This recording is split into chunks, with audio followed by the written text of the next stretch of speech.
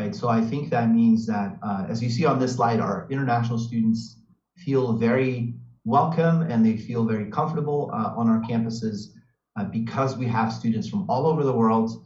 And we have a really dedicated team of staff at the International Student and Scholar Center, as well as many other offices that really support our international students on campus. The other thing I wanted to highlight is, as you see from this slide, the weather in Arizona, it is quite nice. I think it's probably similar temperature-wise to what you're used to in Thailand and Bangkok, but we have a very dry climate, so there's minus the humidity, but it's usually very nice weather.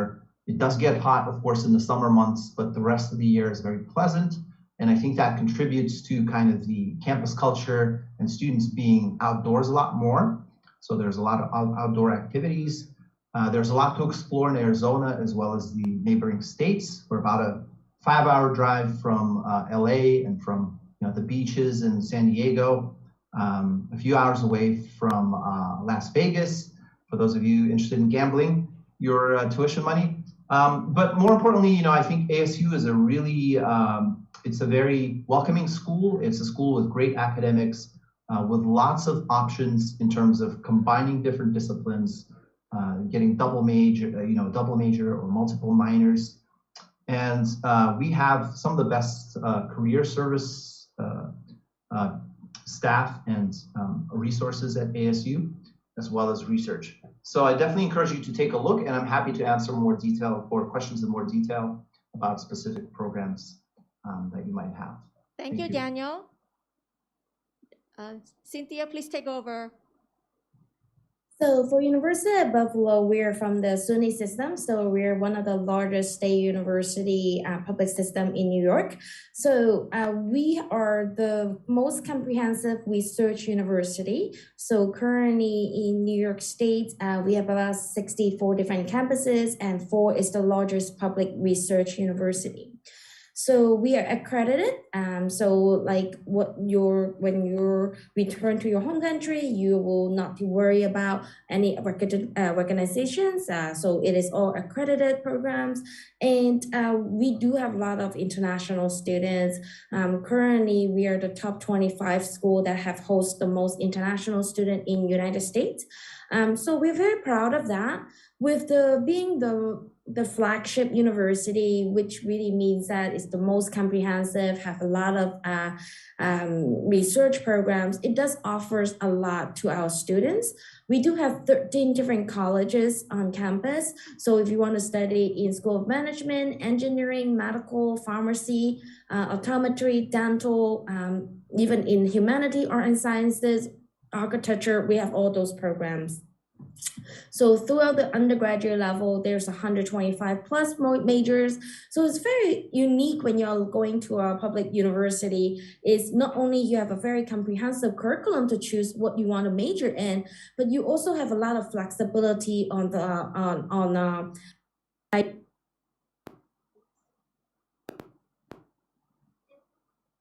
when you study in the UK or the US.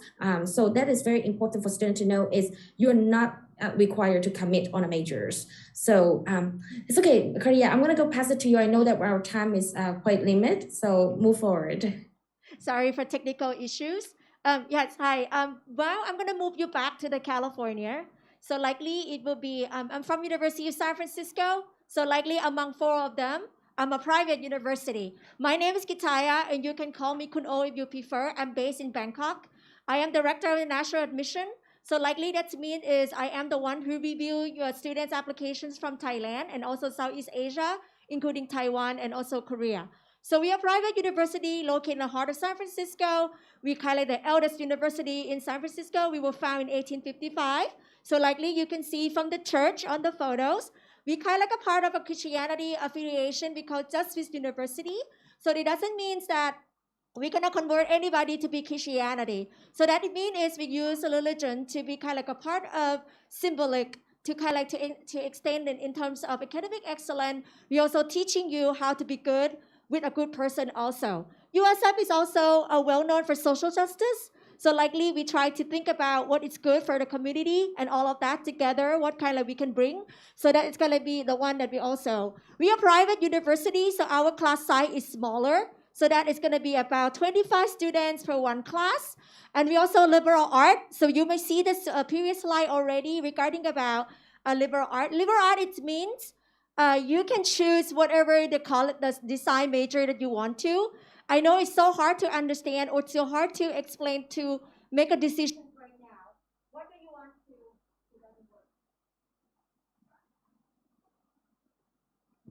Sorry.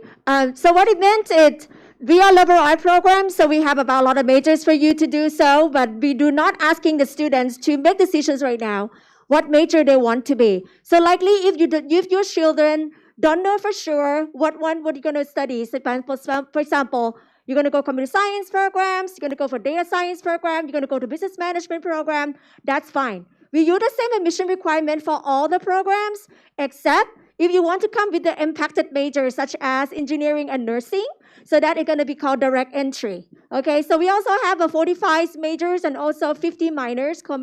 We are smaller than the University of Buffalo, as Cynthia's mentioned. So likely we are a private university, and then we also located in the heart of the city.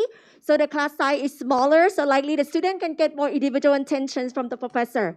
USF is well known for School of Management. So likely with the ranking, we are number 37 for entrepreneurship innovation. If you think about San Francisco, can we answer all the questions? It can be the hub for entrepreneurships. It can be hub for finance. It can be the hub for hospitality and all of that together. So likely it will be go. But please, the way we're going to choose a liberal art, don't go with the limitations of what school is going to be good in ranking. Likely, USF give a freedom in terms of the student can go ahead and explore themselves what major they would like to have. Okay, so that will be also. And we are proud to say we are number one for the most ethical diversity university in the US. We currently have 101 countries representing at USF, and we also have promoting a lot with diversity and things like that along the way as well. Okay, so this is kind of like a more information about university. Thank you, Kalisa. I know you listen to 4 of us, so this is giving you some sort of current admission practices. As I mentioned, there are a lot of universities out there in the United States. They do quite differently. Arizona State may have a different English requirement. Some of them waived. Some of them do not waived. So if you're interested, you just please take a look at a particular website on university website, or also contact admission counselor and see. For me, as example, English language proficiency is waived for St. Andrew International School. So likely because we believe that your students have been here for a long, long time, and English has been a medium language instructions on his one. Also, we also can take a look on your IGCSE. If your IGCSE for first English, you get A or B or above, then likely TOEFL and IELTS can be waived. We also have the other one called IB English grade. If IB is good, then we also can waive as well. So likely please contact admission counselor to get waived. There will be a lot of things also. Okay, as Cynthia mentioned, we also do SAT test optional. So likely 80% of university in United States step away from standardized test. USF has been standard test optional for this is our 3rd or 4th year also. It doesn't mean that because of pandemic, we believe that the standardized test sometimes it make a lot of students stressed. So likely we kind of step away a little bit and try to look it up what it is. Your children's gonna go with the IBDP program. We know that's kind of like more challenges than the SAT and ACT. So likely will be the one also. But if you think that this is SAT and ACT is good or recommended to the kid, so just go right ahead and then go ahead and asking the kids to perform SAT. And then most university will accept super score. Super score means the students can take multiple of SAT and take the highest of critical reading and highest math combined together. It's going to be different than if you're going to go with Thai University. At Chulalongkorn or Thammasat University, you have one shot. But this is one you can do multiple times. Again, just go right ahead and asking the kids to recommend them to go SAT if they prefer. It's something that university want to see how challenging they are. If the test score doesn't look too good, if the students think, oh, I did well better than, I'm not a test taker. So if the score is not good, then don't go ahead. Just go ahead, don't submit it. Okay? So that will be the one as well. We also have a different of the application. So usually we do a Common App and a collation online as well. And then we also have internet brochure. This slide can be shared among the parents as well. If you want to, you please contact Miss Alyssa, and then we can go right ahead and then talk to. For my university, I have some materials right there on my table. So if you guys want to, please pick them up, and then we can be able to explain to you later on. Each particular university will do different financial aids and also with different merit-based scholarships. So I can speak more in terms of merit-based scholarship later on. I'm gonna pass it to Melissa. This is a contact information again. I know you guys can do. We provide a QR code. If you guys want to, please feel free. Or otherwise, please stop me your a student's name, and then we are welcome to pass it on to among four of us. And then we also can. Sometimes it's very easy if your students or if you have interested in that particular university. It's not a bad idea to be on a mailing list because usually university will providing you, especially with application fee waiver, sometimes like more workshops. Now Thailand is open up. We have a lot of things coming up as well in September, like a CIS EACOS.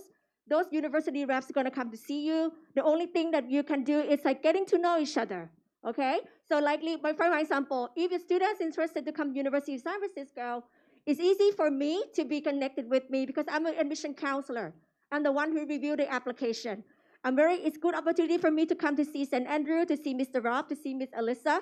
So likely I can know exactly about your curriculum and how your students has been well in the school. Okay, so that will be the one as well. Okay, so and this is our contact information from us. Please feel free and email all of us if you have any questions. Again, we were gonna drop a lot of materials with you and with the counselor. So feel free to answer, and then we're going to be until the end for your Q&A sessions later on. Thank you very much. Thank you so much to our guests today. Also, don't forget to remind your sons or daughters that if they contact admissions officers and get on the mailing list, that is considered demonstrated interest, which sometimes, depending on the university's policies, can increase their chances of acceptance.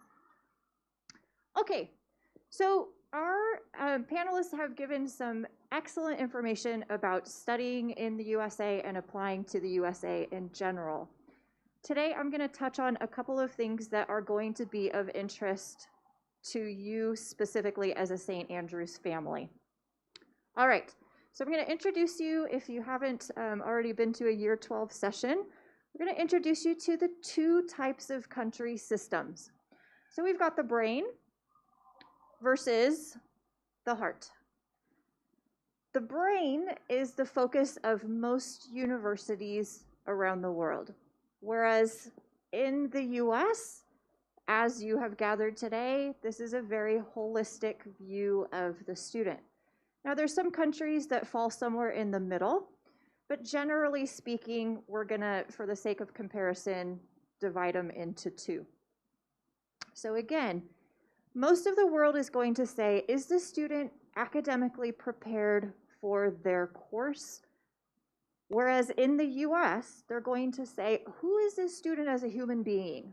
What are they like? We know they're smart, but who are they? What are they like? Okay, so let's look at some direct comparisons here. So in most of the world, admissions is going to be based primarily on exams. Some universities, some non-UK universities also look at teacher grades, excuse me. UK only looks at teacher exams. They don't look at teacher grades, whereas the rest of the world will view exams first, but they also see the list of grades in their transcript. They're also concerned with something called co-curricular or supercurricular activities. So if I want to become an economist in the future, I'm going to do an internship based on economics. I'm going to take online classes based on economics. I'm going to do my independent research and my extended essay on economics. I'm not going to be concerned about playing sports or being a good musician in the orchestra. That's less important than it would be for me to approach economics. Universities around the world also are focused on a course, which is one area of study only. Now, sometimes some courses might have two areas of study. There might be a main focus and a minor focus, but generally speaking, again, if I want to study economics, I'm going to only study economics. I'm not going to take basic classes in things like English or science. That means that students must know exactly what they want to study. If I have been preparing to study economics and I later change my mind to study medicine, I probably haven't taken the proper co-curricular activities or the proper classes to prepare myself. So for most of the world, it's really important that your son or daughter knows what they want to study and prepares for that really, really well. Because it's only one area of study, it's a 3-year degree, generally speaking. Once they get to university, they're going to be assessed based on primarily exams. Sometimes there's research papers, but generally speaking, it's not going to be things like projects and group work and homework. There's going to be a final exam, and that's the entire grade. So let's compare. For the US, admissions, again, we talked about it in the beginning. Primarily, they're looking at teacher grades, how students are actually performing in the class on a day-to-day basis. And then, yes, they'll consider exams at the end, but not so importantly. They're also looking at extracurricular activities. If I decide to major in economics, I might do an online course about economics, but I will also play sports and be the captain of the football team. I might also play violin. So they're looking again at well-rounded, that students are not only focused on one area, but they do many things well. And then again, a major. So in the US, this is very different from most countries. Students in their first year will take a general education classes. So they might take English classes, they might take math, science, something like that. And then later they go on to focus on one area of study. That means that students don't need to decide what they want to study until their second year. Now, there are some caveats. Generally speaking, engineering students should know what they want to study initially. But if your son or daughter has no idea what they want to study, this is a great option for them. In the US, because general education requirements happen in the first year, typically speaking, it's a 4-year degree. However, we'll talk about in a minute how they can reduce that time because of IB classes. Once they get to university, universities will look at how they're performing again on a day-to-day basis. So they'll be graded based on things like research papers, group work, portfolio, discussions, homework, and then yes, of course, exams. But generally speaking, students who don't like exams very much tend to do really well in the US because they can account for their learning in other ways. Okay, so let's touch on the curriculum. So remember that the third most important factor in US applications was academic rigor, or what the students choose to study. The good news is that your students, your sons and daughters, are already doing really, really well by being at St. Andrews. So one of the questions in our last Careers in Higher Education workshop was about IGCSEs and IBs and how that compares to the curriculum in the US. So the IGCSEs are considered to be the equivalent to honors classes in the US, which means they're given extra credit because they're considered to be more difficult or more rigorous than US high school classes. So that's really good news. The International Baccalaureate, which happens here in senior studies, is considered to be the equivalent to advanced placement classes. So again, more rigorous than most regular American high school classes, very challenging.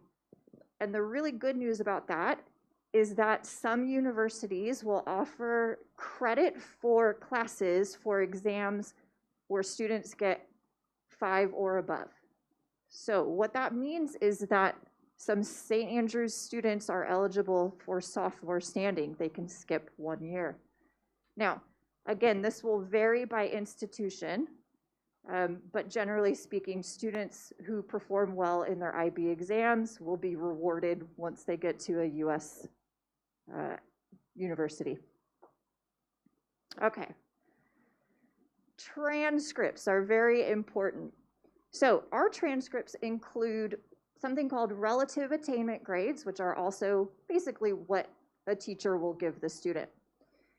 And it will start again in year 10 all the way through year 13. It also includes the IGCSE exam scores, as well as their predicted grades, and then once they finish and they get their IB exam results, then it will include the IB exams. This will be given for the first time in year 12. So if your son or daughter is in year 12, they already have it. You can ask to see it. If your son or daughter is younger than that, you can look forward to getting that in year 12. And GPAs was mentioned a number of times today. So what does that actually mean? So a GPA is what the grading system is in a US high school. And so what we want to be able to do to compare ourselves to US high school students to give ourselves an idea of the chances of acceptance, we're going to convert our scores through an internal calculator. So here's a link that you will get where students can internally convert their GPA. However, when students internally convert it, we will not send that to the university because they have their own method of calculating internally. And each of the universities that presented today have a different way of doing it, and we don't know what that is. So we'll do our best to convert it in a way so that students can compare themselves and understand their chances of acceptance better. Okay, and then last point that I want to touch on is costs.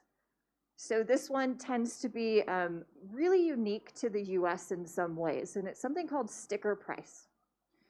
So for the US, they give a really high sticker price, and that's going to include tuition, that's going to include the costs of living in the dormitory, that's going to include food, and then as well as other university fees.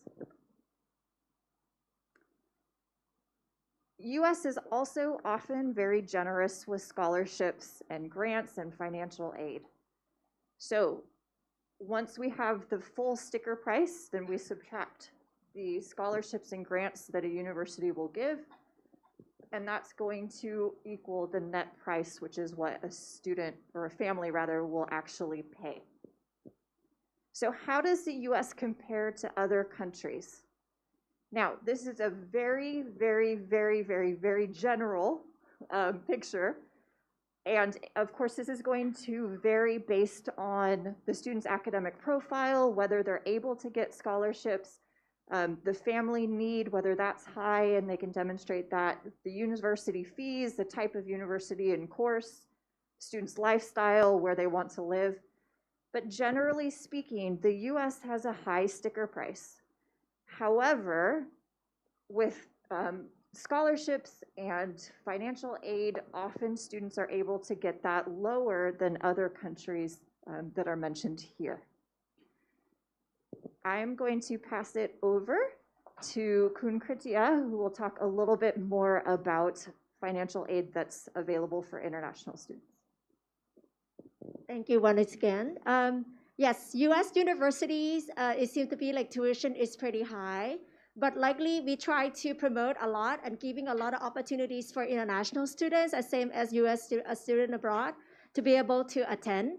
So this is our kind of like those thing of financial aid for international students. May I ask how many of is any U.S. citizen in here? Thank you so much. Okay, the financial aid usually concerned and then also usually will be relevant to U.S. citizen. Okay, so likely if you're international students, non-U.S. citizen, we're likely to talk about scholarship. So usually we're going to talk about scholarship. There are two kinds of scholarships. One of it is called the merit-based scholarship. The merit-based is mean we kind of like giving you a lot of scholarship. It's because you have a very good in terms of your academic performances. You are very well in terms of character and everything. University will look like you work so hard in high school. We would like to welcome you. So this is kind of like an award for you. So likely we talk about academic excellence, okay? So likely it can be your IGCSE, it can be your IB predicted grades, and all of that come along together. So when we talk about the merit-based, academic excellence usually not talk about the last 2 years of your IB. We might have to trace back to your IGCSE and then combine together and to see the average, how it looks like, okay? So that is going to be the one as well. The other component that a lot of university students use is SAT or ACT. As I mentioned earlier, even though it's optional for university in the US, some of university also use SAT or ACT as a part of scholarships. Technically, maybe you're not good in terms, I know IB is challenged already, but for somehow your son and your daughter have very talented in math, have a talented in the critical reading, can perform very well in your SAT, then likely can be also a part of it as well. But before you submit the SAT one more time, please double check on the university website. They also sometimes has a profile of facts and status to telling you what is the average of your SATs look like. But if your SAT score is more than 1,400, 1,500 out of 1,600, that's considered as a good score. Just go right ahead and submit it, okay? The third one will be special talented. There will be a lot of university offers to you regarding about portfolio, especially with theater. Before we walk past to this, I saw a lot of students of St. Andrews practices on the theater one. So some things like that, you can be able, if your daughter are very well in terms of performances, art performances, things like that, the music and theater, feel free to submit the portfolio with it, also along with it, okay? So, and also, we also have the athlete scholarships. Last time I came to see, when I attended last month at the St. Andrew, a lot of questions kind of coming. It's like, if I am a captain of basketball team at St. Andrews, if I swim, if I do this kind of thing, are there any scholarships? U.S. usually will provide a lot of scholarship called athlete scholarships. So likely, for example, University of San Francisco is an NCAA Division I. So likely, if you guys if your son, your daughter play sport, sometimes can go to national, can be Thai national team, can be junior. I heard a lot of a good golfer from your school. So if you feel like if you play golf and you do very well, you can go right ahead. In order to apply for athletic scholarship, the parents can go to ncaa.org. Okay, so that you're going to be like you can do the profile over there. So you can usually athletic scholarship. It depends on your skill. The coach from university will provide it as well. But in the U.S., we're going to do something quite different than the Thai university. For example, if you got a Thai scholarship to go to Chulalongkorn University and become a golf, they're likely to play golf all day and don't study. Am I correct? But in U.S., you have to balance yourself a little bit. With a scholarship provided by the athletic team, you have a coach. You play for university. It doesn't matter you go Division I, Division II, or it can be whatever. So the scholarship can be sometimes 50%, can be sometimes 100% on board, and things like that along the way. But the problem is you have to keep your grades up. So likely you have to balance yourself with the grades and also with the sport that you are got assigned. Okay? So likely to merit-based scholarship, it usually are going to be on your strong application. So whatever that can perform that you are very strong application, please feel free to submit. Then likely we're going to give you a merit-based scholarship. For example, University of San Francisco will offer you 50% of a merit-based scholarships. So my scholarship is going to worth about $27,000 US. So likely equivalent to 50. And a scholarship will be totally different condition. Likely some universities said, I give you the first year, and then the second year, third year, and the fourth year, there will be some condition for you to follow. So for example, you have to have a certain GPA, you have to make up in this, you have to reapply, and all of that. But my university will giving you as the first, it's automatic automatic gave it to you in the first place, and renewable for 4 years, something like that. So it's very depending on this one. The second one we also call financial need-based. There's a two small type of it. We call need blind and need aware based. Need blind is mean we don't care. Likely we don't care about how financial you would like to go. So likely the university likely to offer. Usually there will be like about 5 universities that offer financial need blind. There will be Harvard, Yale, Princeton. I think it's another 2 more. I forgot the name. So this is one is something like this is going to be need blind, they're giving you 100% scholarships, but the admission rate is very little. It's only about 4% and things like that. So you can go right ahead and check on that one. The other one we call financial need aware. So it depends on university. Need aware, it means you have to show the ability of paying tuition. The previous slide, when we're asking you a certificate of finance and passport copy, that is also, this is not your university is going to check on you. It's the U.S. Embassy is going to check on you and make sure that you have ability to pay for tuition and living costs when you get into a university. So that means it's exactly the same thing. So you can show that one, but need aware, it means you can be able to write to the university and say, listen, I have 2 children. One of it's still in here, one of the students going to university. Can you help me out? So those kind of stuff like that. But again, financial need aid and then also need aware depends on the financial aid office on that particular university. Okay, you can search on that one also. And then a lot of university will do is you're gonna use international student financial aid. We usually will go to a CSS profile. Okay, I know that my university currently do not offer financial aid, but we are working on it. So hopefully if you are parents of grade 10 or grade 11, 2 years from now, we should have a financial need base for you. So this is something that we are working on it as well. So you can talk about FAFSA and things like that also.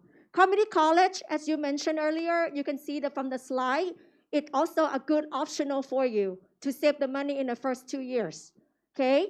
A lot of parents always thinking community college is not a good one. It's it's like a very open university. I would say it's not. Furio Dianza is also considered as the best community college for California students. So likely your children can go to community college first for 2 years. They're not losing any time. They're not losing any credit. The credit can be transferred back as well. So that it can be something that I'm going to be mentioned. Yes. Okay. Thank you. Okay. I think for the sake of time, we're almost nearing the end here. I believe, first thing I'd like to do is apologize to anybody online. We had some IT connectivity issues with the live stream. So after this is over, we will try and provide a comprehensive email maybe or something that can go out to provide you with some of the things you may have missed. So I think what we're going to do now, we are nearing the end here, right? I'm not sure if this space is going to be utilized within the next 10, 15, 20 minutes. So what we're going to do is we're going to kind of wrap it up here because we do want you to have the opportunity to ask some questions to our representatives. One thing that you do maybe need to know is that the US system is very similar regardless of if a university is ranked in the top 10 or it's ranked between 200 and 500. The system is very similar. So you may not be, or your son or daughter may not be particularly interested in applying to one of these schools. These are very, very good schools, but a lot of people like to pay attention to the rankings. You can still receive very valuable information from the representatives that were here today and the 2 that will answer your questions in a minute, because there are a lot of it is very similar when you come to approaches to applications. Of course, there might be some additional things with the higher ranking universities, but you can gain valuable information by asking questions today. Okay? Again, thank you for everybody that was here online. Apologies once again. We will try and make that up to you somehow, some way. But right now, I think we will say goodbye to, well, no, I guess we're going to stick around live for question and answer. So we're going to open this up to people on the floor right now if you have any questions. Should we do this informally? Formally, I know you have your tables set up. This might be a little bit difficult for those on the live stream, but I think our representatives will man their tables, and if anybody here would like to come up and ask questions, I'm not sure how we'll handle the live stream at this point. Yes?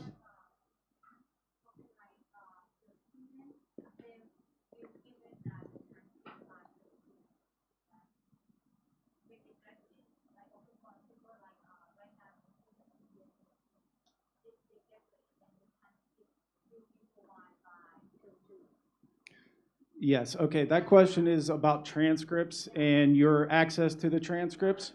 Okay, go ahead.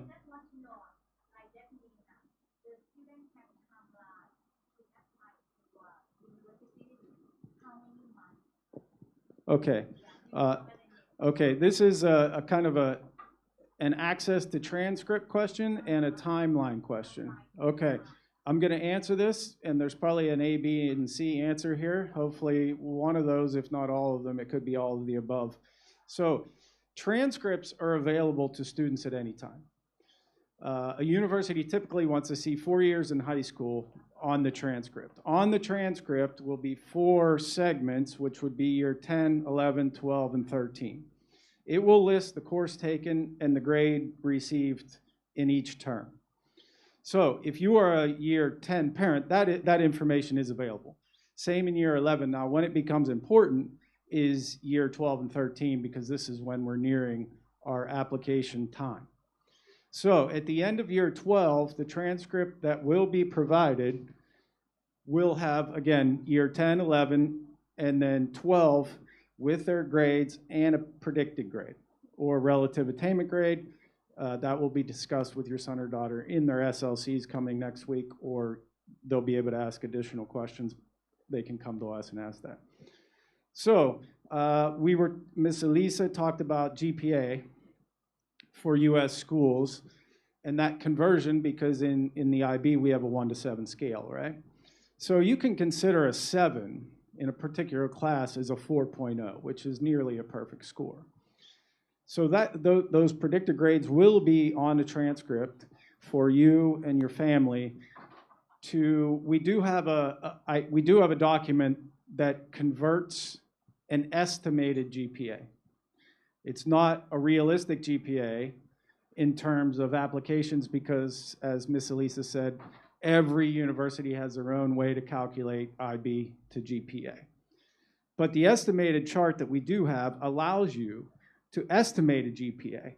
So when you're looking at maybe a top 50 list, the top 50 universities in the world, and they apply a GPA for research, you can estimate it through our chart. And when you find a university that kind of fits into a range of a GPA, you can kind of get a good idea of these are probably good schools that are reach schools, that are perfect fits, and safety schools. So you'll be able to put that into a range. Now, again, that information is provided at the end of year 12, so you and your son or daughter can do research throughout the summer. And then there will be other predicted grades. We will reveal this in the near future.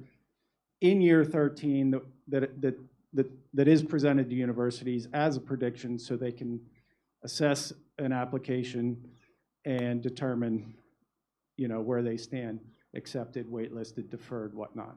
Does that help at all? Okay, so transcripts are available. They will be provided for year 12s to do research for the summer. And then year 13, again, those applications and transcripts attached to them are whatever the current status is with the grade and PG, that is what's submitted to the university at that time.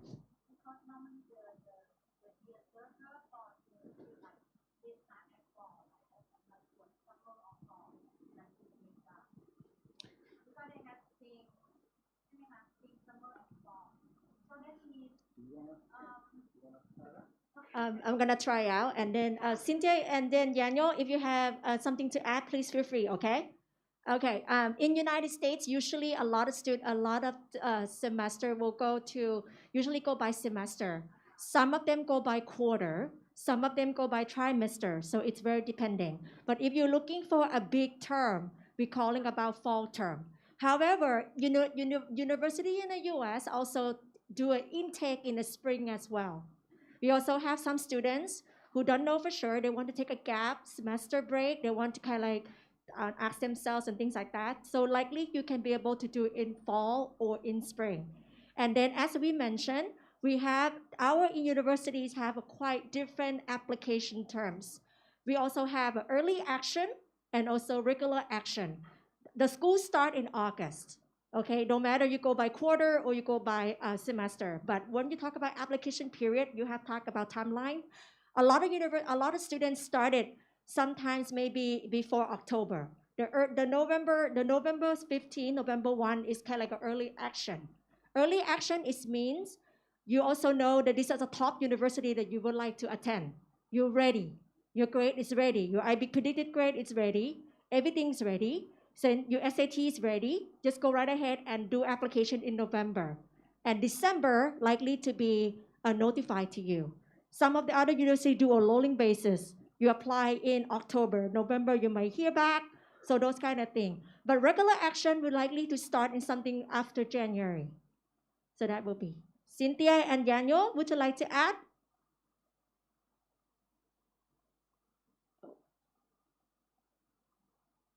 No? Good? Okay, all right, sounds good. Okay, so it depends on the occasion. Yes. Is that help? Okay. May I translate into Thai? Just double check and make sure that okay. ใบสมัครนะคะของมหาวิทยาลัยทั่วไปอะค่ะมันแบ่งเป็นหลายๆอันจะเป็น semester ก็ได้เป็น quarter ก็ได้คราวนี้ส่วนใหญ่และ application deadline จะอยู่ที่ประมาณเดือนพฤศจิกาหรือไม่ก็เดือนมกราคราวนี้แต่ละอันมันก็จะมีอีกถ้าคุณพ่อคุณแม่กำลังมองหาในเรื่องของทุนนะคะ scholarship มันก็จะมี priority deadline ของทุนอีกเพราะนั้นก็คือต้องดูแลเรื่องตัวเช็คในเรื่องของ timeline นิดนึงคราวนี้ถ้าเด็กๆทุกคนใช้ common app หรือ collation ในการสมัครส่วนใหญ่มันจะเขียน application deadline อยู่ในนั้นซึ่งผู้ปกครองสามารถดูด้วยได้หรือไม่ก็สอบถามกับ admission counselor ของโรงเรียนก็ได้ว่าฉันส่งไปสมัครวันนี้คุณโอเคหรือเปล่าในขณะเดียวกันเนี่ยมันมี portal application portal ถึงแม้ว่าคุณลูกๆส่งไปสมัครผ่าน common app อย่างเงี้ยนะคะสมมติเอามหาวิทยาลัยของโอเป็นหลักอย่างเงี้ยค่ะพอหลังจากเราได้ common app เข้ามาที่ University San Francisco อย่างเงี้ยค่ะเราก็จะบอกว่าให้นักเรียนช่วย create account portal ของเขาแล้วเขาสามารถจะดูได้เลยว่าสมมุติว่า Miss Alisa หรือว่า Mr. Rob เนี่ยอัปโหลด transcript ไปแล้วอ่ะมหาลัยได้หรือยังผล SAT เราได้หรือยังมีอะไรที่เรา missing อีกหรือเปล่าและ application deadline เป็นยังไงตรงนี้จะเป็นการ double check ในเรื่องของ application round ได้อีกสมมุติว่าถ้าสมัครไป fall แล้วนักเรียนบอกว่าไม่เอาขอหยุดเบรกก่อนขอ take semester gap สามารถทำได้ก็บอกเขาไปประมาณว่าเราขอ defer นะเดี๋ยวเราขอย้าย application เราไป spring หน้าก็ได้อันนี้เป็นเรื่องของเทอมนะคะขอบคุณค่ะ I'm going to pass the microphone to anyone who has a question so that our live stream viewers, and I think you were first. I have a question. This is specific to U.S. Citizens. Sure.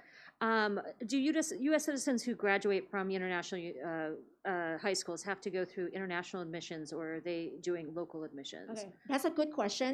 Usually when you do the Common App, they're asking you to in terms of citizenship. So if you are U.S. citizen, just go right ahead, domestic. Okay. And then but in our end, we call you as U.S. citizen abroad. Okay. So likely you will be in charge of international admission or somehow who are in territory and then helping you out in terms of the process. Okay. And just yeah, go ahead. You I done? was going to say one more quick question for the counseling staff. In terms of, are we able to make an appointment with you with our child to be able to kind of talk about like classes that they're taking and because I know I'm a university professor, we have requirements about what types of classes they need to have to be able to get into university. And I look at what they're doing for IGCSE, and I'm like, it's so few classes. And so how does that translate to then U.S. universities, and how do they look at that if they're only taking one science, for example?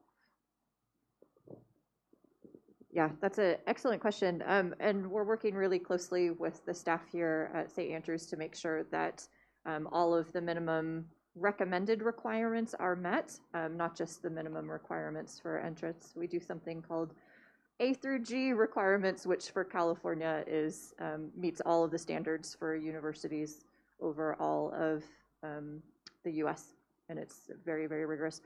Recommended to do 2 sciences, that sort of thing. So if the student is aiming for the US, whenever they're doing subject selection, either in year 9 aiming for IGCSEs, or in year 11 aiming for IBDP and or BTech, we make sure if you are looking to the US, these are the subjects that you need to make sure. Usually science and visual performing arts are the kind of the sticklers here, and we make sure that if the student hasn't taken a visual performing arts as recommended, we'll make an ECA to make sure that they have that on their transcript. And same with sciences, we'll find alternative routes if they aren't able to do 2 sciences in school. To further your question though, if you do have questions specifically about US curriculum, making sure that they meet requirements, we do encourage you to talk to your counselor, because that is a important one. Germany and US are always the ones that we flag to make sure that they're meeting everything. Yep, just get in touch. I'm gonna pass the microphone to you. I have 2 questions. One is maybe to piggyback on her question as a U.S. citizen myself. So if we're considered Americans abroad, so we would be considered not under the international channel, we'd be considered through the American channel, but how about the fee structure? Would we be subject to international fees or the U.S. fees, which are much significantly lower for those for U.S. citizens? Okay. I'm from private university, so I'm gonna say to you that it doesn't matter U.S. citizen or international students, the tuition and everything pays the same. Okay. Okay. Secondly, scholarships. We give merit-based scholarship to all U.S. citizens and also international students. But you both can be entitled to FAFSA. Likely you can go and you can apply for financial aid on top of it. So each other university quite be different. I'm gonna pass it to the state university because they might do different one. Yes. Go ahead, Daniel, and then Cynthia. Thank you for that. Yes, that's a great question. So I think it also varies from university to university in terms of, or from state to state rather, in terms of the residency requirements to be able to be eligible for in-state tuition. So in Arizona, it is, I think, a fairly extensive process to be able to establish residency in Arizona so that you would qualify for in-state tuition. So generally, it would be out-of-state tuition for our American citizens, and the total amount is pretty close to what international students would pay. It is slightly lower because there's no visa fee, there's no mandatory health insurance, and I think the student fee is a little bit lower, but otherwise it's pretty close. And similarly, we also, in terms of scholarships, it's pretty much the amounts are equal for international students and American citizens in terms of the maximum award. But U.S. citizens would be then eligible for federal financial aid. So that would be an additional, source of funding available to them. Okay, thank you. Yeah, so at UB for the SUNY system, if you're a US citizen, a lot of the time we will consider you as an in-state or out-state student. The tuition is as an out-of-state student, the tuition is the same with international students. So unless your family are actually reside in New York or have been paying New York tax, otherwise we'll consider you as an out-state students. If you do decided to attend in New York and then you have lived in New York for 2 years, let's say your first 2 years in college, you are in New York, then your 3rd and 4th year will be considered as an in-state residence tuition. The tuition could be significantly different compared with in-state and out-of-state. So imagine my students from California coming to study at UB in New York. They are paying the same tuition as the international student because you're out-of-state students.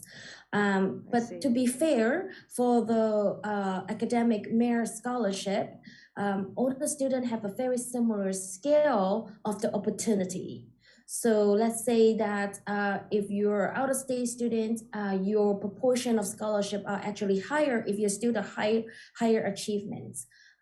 So let's say you're the like a top 1% students, you're getting like 15,000 as an out-of-state student. You may be getting about a proportion differences as the in-state students. So really depends on how your family submit their tax record, and also if your family or yourself have been have residency in New York State. So there's a lot of few things that you need to go through, but in terms of admission pool, you'll be reviewed with the domestic team, but with our international credential. Okay, thank you. Hope that helps. No, but you can still do the FAFSA and other things as well. Okay, thank you. Thank you, you both. That's very helpful. I do have one other question, which I think would be applicable for everybody. Since you have different trimester, quarterly, semester systems, if we were to make a trip back to the U.S. To visit various different schools, what time of year would you recommend that would be a good time for us to take our kids so that we could see whether it's private, whether it's a UC, what it's a state? We would only preferably like to make one trip to the U.S. and to try and see as many as we can. And what time frame would be the best, would you say? Daniel? I'm sorry, I didn't really hear the question. Okay, the question is if the parents would love to take the kid or the children to go to visit the campuses in the United States, what is the best time to be able to? Oh, okay. Gosh, I think any time of the year is a good time. It really depends on your availability and when you could take an extensive or when you could organize an extensive trip like that. I mean, generally, probably you'd want to, if you actually wanted your son or daughter to experience the student life there, you'd probably want to do it sometime when classes are still taking place, right? So for us, we do offer summer classes as well at ASU, so you would see some students on campus, but other schools, that may not be the case. So probably, if possible, fall break or spring break or perhaps winter break, those all can be good times. Or sorry, yeah, on break as well, students may not be there. So yeah, if possible, when classes are still taking place on campus, that may be probably the best time, just because you'd be able to experience what it's like, and you may be able to actually attend a class or something like that. But other times are okay as well if you just want to meet with admissions staff and just get a sense of what the campus looks like and things like that. Also keep in mind the weather, of course. For Arizona, I would say avoid July and August and possibly September as well. I'm going to jump in really quickly. So sorry, the battery is running low. So if we do get cut off, we're all aware of that. I think we'll answer as much as we possibly can before that. And we have some people here in person that can as well. Thank you so much. Thank you. I think one of the things I just want to add on to that question is actually based on campus in Buffalo, New York. So it really depends on every school have different scheduling. I think university now also trying to do much more inclusive events for all students, including international students. So there has been a lot of programming that students can do in classroom experience as well. So if you bring your students to our campus, we can show you some of the lectures, how does it work, speak with our professors. So that's definitely some of those events. And I do understand that parents might not want to take the student out doing non-vacation time or non-holiday time. But the tricky thing is in order to get the feel, the vibe of the campus, to see the campus, you really want them to be there during the academic year. So try to do that, avoid the spring break, avoid winter break or any breaks, because campus is very quiet. In the summertime, you only get to see the facility. There's no different than you seeing it on the website. But when you come, when it's in sections, you actually can talk to the faculty. You actually can meet with us, talk to one of the admission staff, show you a campus. I think that is very important. No matter where you go, whether you go to UC, I have friends that their kids are going to UC this year. All campus have a different vibe, different feeling, and have different characters. So it is very important for you to meet with the admissions officer too, because I will tell you this, is we do add points to your application. If you have visited us, you have strong H's, it actually give you a priority. I think your guidance counselor, Alyssa, also has said that it makes a difference. Like, let's say you have scanned our information, you have been in a portal, you're receiving communication with us, it matters. It also shows you how strong interest you are.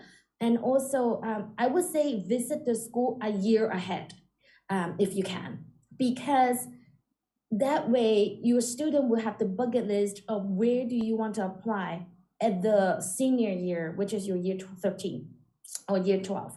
So then the counselor can prepare you better. Okay, we know that this is the top 5 school you want to go. And then they can move forward with your application and let you know when is the deadline. I think maybe the parents or was it the teacher has mentioned UC, they are quite early in terms of application deadline. So you want to play safe and make sure you plan ahead of time. Okay. Thank you for you both, Daniel and Cynthia. And thank you so much. Cynthia is based in Buffalo. It's about 10 p.m. her time. So again, I thank you for her. I just give her a loud applause. Thank you so much. Okay, all right, thank you. Any other questions? มีคำถามอีกไหมคะ Yes.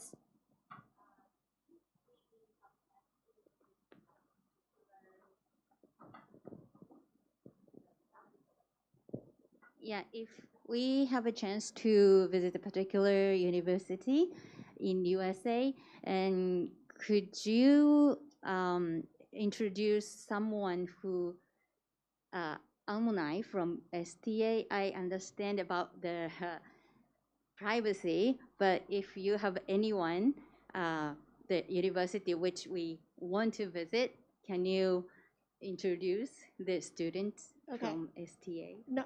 Okay, go ahead, Alyssa. Yep. So we are working on an alumni database right now so that our students, if they are interested in a particular country or particular university, that they will be able to reach out to those. And we actually just had an alumni event on Tuesday to develop those relationships. So what your group is your son or a daughter in? Year 10. So hopefully by then we'll have more information about students who are in those universities. And then, do you want to answer for that as well? Usually university in the US will have called admission counselor team, international admission team, also based on, you can see on the contact of that one. If you feel like you particularly want to visit, please go right ahead and email them, scheduling with them. The same thing as university visits. Usually we also have a group of student ambassador who kind of like come and take care of you as well. So likely just communicate with university that you prefer. For our coming program now, it's Miss Alyssa and I will be attended the CIS EARCOS. It's going to be happen in September in person. So in that one, they will have about 200 universities coming to Shangri-La Hotel at the end of September, which is maybe Miss Alyssa will giving you the things like that too. We're going to have a college fair and things like that. So that is a good opportunity for you to meet a rep in person. The people who coming to, they are head of undergrad admission. So likely to get to know each other, get to know, like maybe taking your kids along with it. I know you are year 10, think about 2 or 3 years ahead of time, but it's good for them to go to explore. We hadn't have a time to doing that because of a pandemic. So right now, I think it's open up for all of you. So maybe this is a good opportunity to take the kids along. If you are interested in the UK, US, and things like that, there will be an opportunity for you as well. Sure.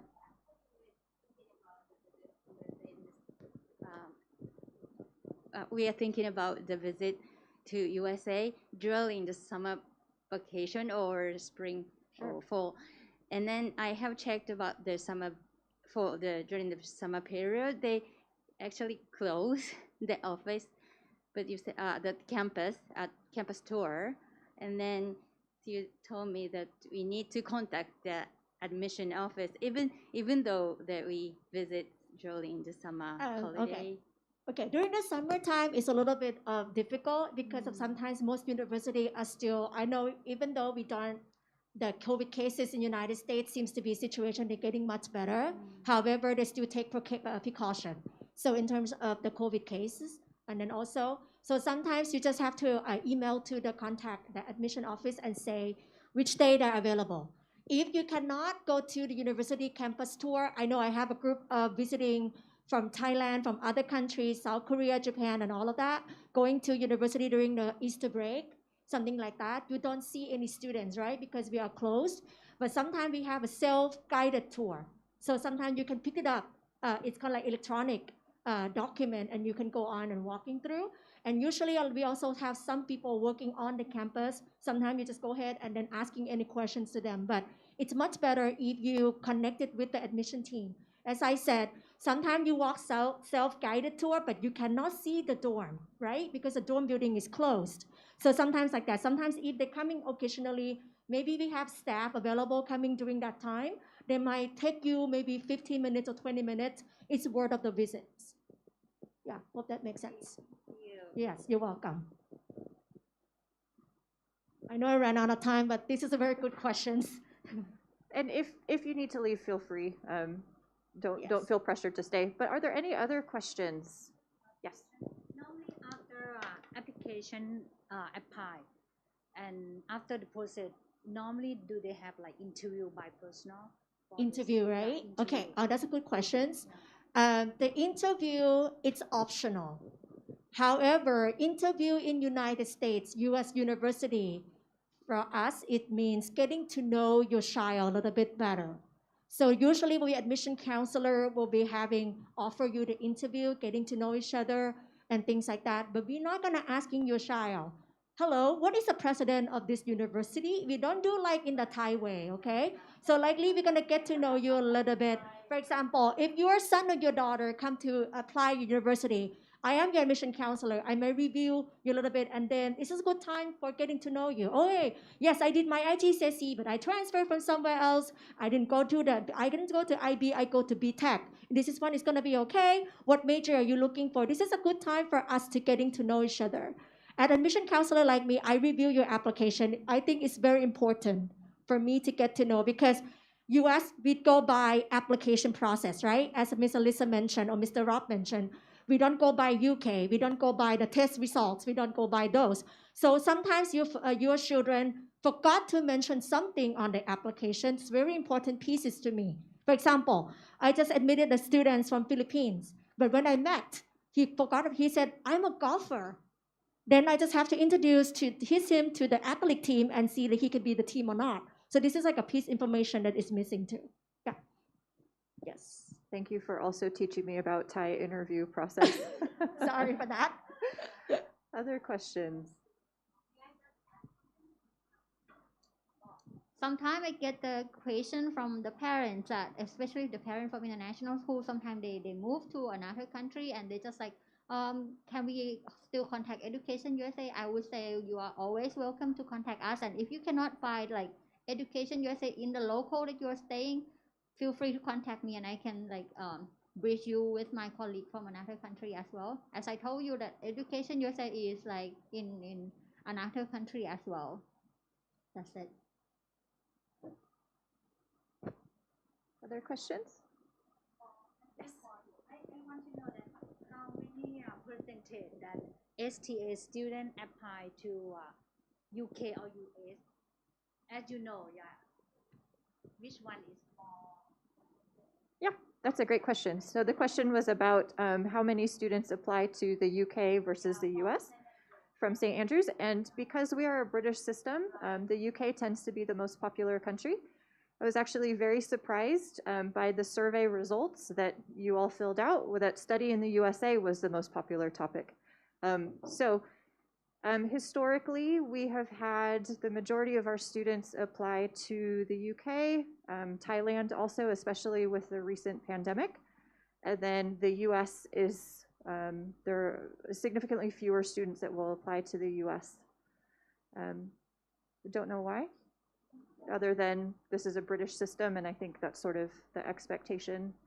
Rob and I are both from the US, so we're noticing that in year 12, there are a lot more students interested in the US this year, perhaps. Year 12, it looks like it's about equal. Yeah.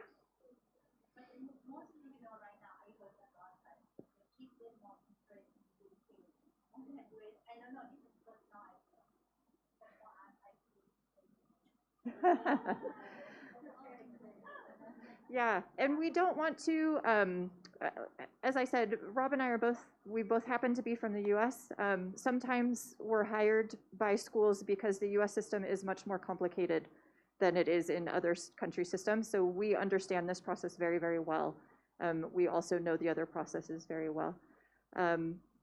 That being said, we don't want to ever pressure any students or any families, and we want to make sure that they are applying to the country system that is the best for them, whether that's because they know, have family in that country or friends in that country or feel more comfortable. We never want to pressure, we just want to provide information about the options available, and then let them and their families choose. And yes, we'd love to hear your personal insight. Okay. I myself from Thailand originally. I didn't go to international schools like of your kids. So likely I went to Thai local schools. But just at the high school, my dad thought it might be good to send me abroad. So I went to high school in the US. However, 16 years of experience of being with USF and visiting many international schools, I would say all the countries are good. All universities are great. They're not kind of like better or best and things like that along the way. But the benefit of studying in the United States is, beside the major that your son or your daughter is going to be interested in, you're likely to have to taking general education as well. So that means it's opened up to humanities, college writing, psychologies, and all the things that they will love to do so. So likely they can control their own schedule and they explore themselves a little bit. In US, we also allow you to do a double majors and also a minor as well. So instead of, if you're coming to UK, for example, and then like, for example, my friend went to School of London. I went to University of San Francisco at the same time. We decided to do a School of Management together. So she's going to study finance, and she's going to study finance all the way for 4 years. I studied School of Management too, but at the time when I was at USF, I found myself that I like computer more. So I broke my dad's heart by getting to the computer science degree, and then I keep it double major. So I had a business major as well as information technology major, so a double major. When I came back to Thailand, sadly, Thailand facing a financial crisis. So like all the finances got closed. So with the finance degree from the UK, she couldn't do anything. For me, I can go around. I can do business, I can do computer science, I can do a lot of things. So it very depends on how each one can be. So likely I would say in the US, they don't gonna giving you only in deep major. They can give you some options for you to explore yourself. Similar thing, if you go to School of Chulalongkorn University, you might got into the business major, right? But one time your kid felt like, I don't want business anymore. What are I supposed to do? ซิ่วเลย right? So likely you have to give up and then go one more time. But it doesn't matter. We also have a student from UK who went to University of Exeter or School of London or any other well-known university. They don't like the UK. They can transfer the credit back to United States. We also take the transfer student as well. Yeah, something like that. Does that make sense? Other questions?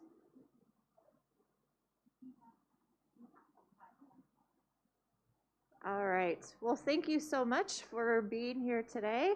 If you do have questions, we will pass on the slides that we have given with all of the contact information from everybody who has presented today. Thank you again for being here, and we look forward to seeing you in our next workshop.